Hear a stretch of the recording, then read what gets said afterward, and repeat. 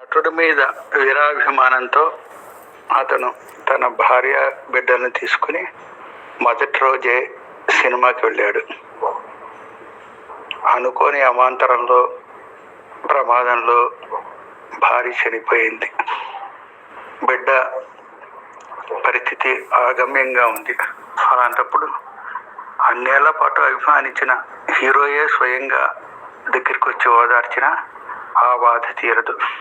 అసలు ఆ హీరోని మళ్ళీ ఆరాధించాలని, దగ్గరగా చూడాలని, అప్పటి వరకు ఒక సెకండ్ చూస్తే చాలని నమ్మిన మనిషి చూడగలరా?